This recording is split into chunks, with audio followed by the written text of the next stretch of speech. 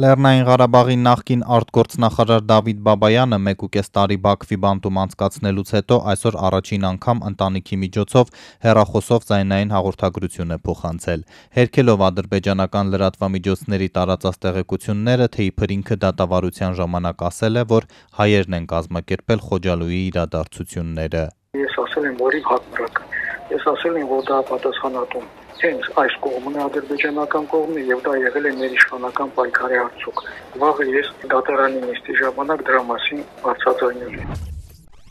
Արցախի հայաթափման օրերին Դավիթ Բաբայանը հայտարարել էր, որ Ադրբեջանի պահանջով գնում է Բաքու։ Բաբայանն ասել էր, որ իր չներկայանալը կամ փախուստը լուրջ վնաս կհասցնի բազմաչարչար ժողովրդին։ Նախկին արտգործնախարարն այսօրվա ուղերձում չի դժգոհել պահման պայմաններից։ Այս տեղեկությունը անկախ աղբյուրների միջոցով հնարավոր չէ ստուգել։ Ընդհանուր առմամբ նորմալ ենք, շատ լավ են վերաբերվում, հատկապես մեկ ուսանողը, որևէ խնդիր չունենք, մի անգամ նույնիսկ վատ խոսք չեն ասել, մեր մասին մի մտածեք։ Մինչդեռ նախկին պետնախարար Ռուբեն Վարդանյանը բարձրաձայնել է կտանքների մասին։ Ծանրագույն մեղադրանքներով Բաքվի դատարանի առջև կանգնած Վարդանյանը երեկ լսել է տուժող ներկայացվող մոտ 2 տասնյակ ադրբեջանցիների։ Ըստ պետական լրատվական գործակալության հարցաքննվածների մեծ մասը կամ վիրավորվել կամ հարազատների է կորցրել Հայաստանի տեղադրած ականների պայթյուններից։ Նրանք դատարան են գնացել հենակներով։ Օրինակ Հասանլի Ալիև անունով երիտասարդը ցուցմունքում պնդել է, թե Թարթարի գյուղերի մեկում անասուններին արածացնելիս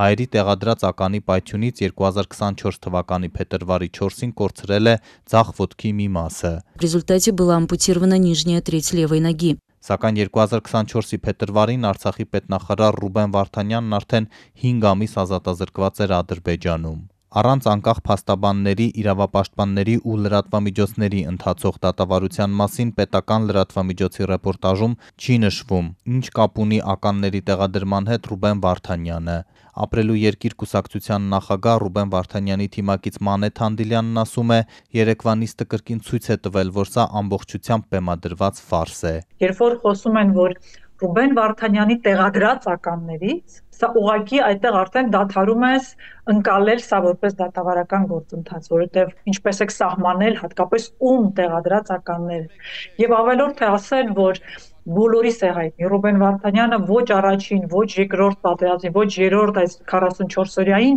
մասնակից չի եղել որևէ ձևաչափով, անգամ այնտեղ գտնվելու իմաստով, երբ որ նա արդեն Արցախում էր գտնվում որպես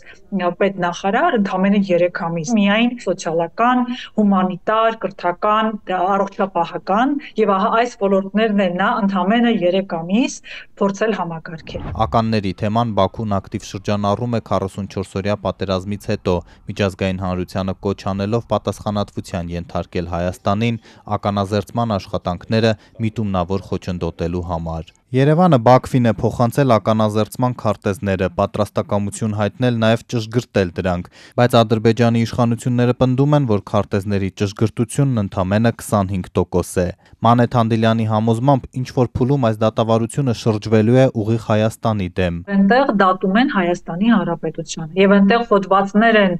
բարձրաձայնվում, գրվում եւ այդ դրանցով կարվում, որ հետագայում Հայաստանի Հանրապետությունը կարողանան միջազգային դատարաններում ներկայացնել որպես ագրեսոր օկուպանտ երկիր, որի հետևանքը ամբողջական կապիտուլյացիանի այդ թունները տեսեք զինված ուժերի մասին ինչպես են խոսում Հայաստանի Հանրապետության, ցույց տալով, որ սա ագրեսոր երկրի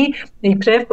ռազմական միավորում է։ Եվ այս առումով խորը խնդրեմ ենք ունենալու, եթե մենք հենց այս պահին պետական մակարդակով այս դատավարությունները չկանգնեցնենք։ Ադրբեջանը պնդում է, թե Հայաստանի տեղադրած ականներից մոտ 400 մարդ է զոհվել կամ վիրավորվել 2020-ի պատերազմից հետո։ Ավելին 2023-ին Լեռնային Ղարաբաղի վրա լայնածավալ հարձակման պատճառ Բաքուն նշեց, թե իբր ամիսներ շարունակ շրջափակման մեջ մնացած Ղարաբաղի հայերը Ֆիզուլի Շուշի ճանապարհ են ներթափանցել ու տեղադրել ականներ, որոնց պայթյունից 2 մարդ էր զոհվել, ապա ժամեր անց էլ հաղորդվեց արցախցիների մեկ այլ ահաբեկչության մասին, իբր այդ պայթյունից էլ 4 մարդ էր զոհվել։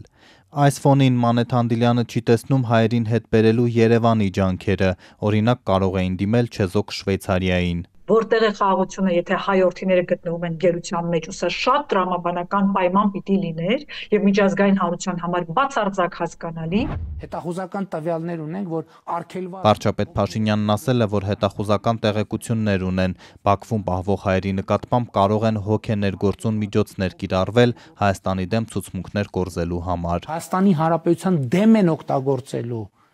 ցուցմունքներ են կորզելու։